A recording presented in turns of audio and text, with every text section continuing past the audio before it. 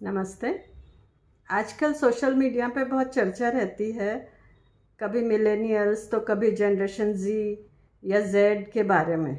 अक्सर ही हम सुनते हैं मिलेनियल्स, तो मुझे भी बहुत उत्सुकता रहती थी कि ये जनरेशन्स के नाम कौन तय करता है और कैसे लोग बोलने लग जाते हैं ये।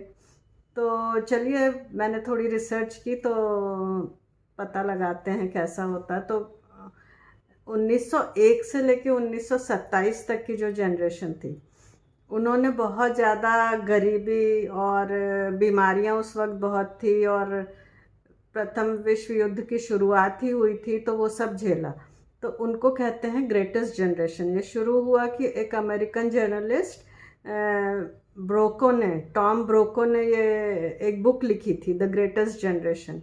तो उसमें उन लोगों का जिक्र हुआ कि उनको बहुत ज़्यादा सहना पड़ा, तो उनको ग्रेटेस्ट जनरेशन बोलते हैं।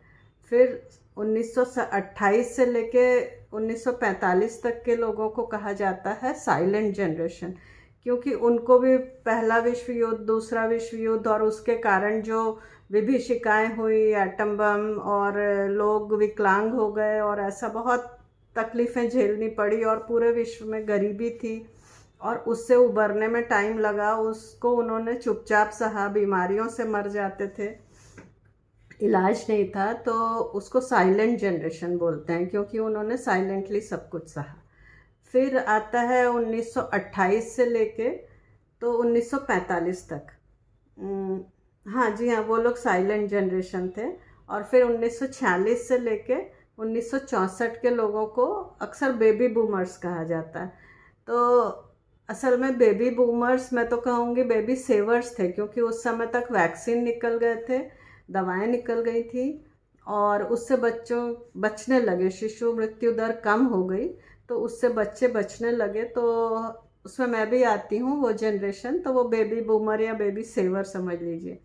फिर 1965 से 1980 तक के लोगों को जनरेशन एक्स कहने लगे, क्योंकि वो मॉडर्निटी आ गई थी, तब तक टीवी आ गए थे, और विदेशों में तो फ़ोन्स भी आ गए थे, मोबाइल फ़ोन भी शुरू हो गए थे, और बहुत सारी टेक्नोलॉजी आ गई थी, तो वो जनरेशन एक्स कहलाती है।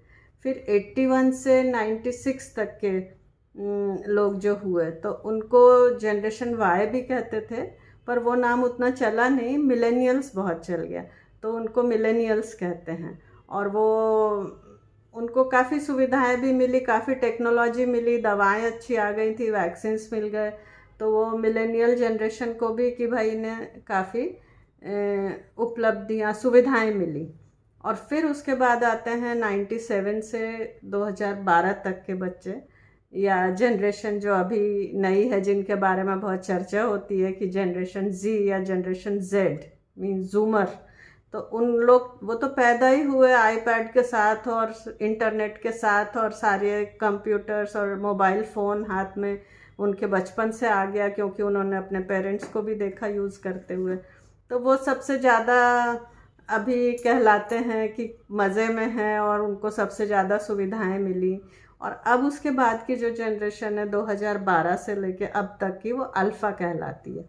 तो अब देखिए, अल्फ़ा तो अभी बच्चे हैं, अब वो आगे कैसे निकलते हैं, उनको क्या मिलती है। और अब बात यह है कि ये तय कौन करता है, तो ये सब तय करते हैं बड़े बड़े सोशलॉजिस्ट और जनगणना विशेषज्ञ, और वो पूरे वो वर्ल्ड की डेमोग्राफी को, यानी जनगणना को देखते हुए कहाँ कैसा बढ़ रहा है, कहाँ क्या सामाजिक बदलाव हो रहा है, ये सारी चीज़ें तय करते हैं, और फिर इन जनरेशन्स के नाम दिए जाते हैं।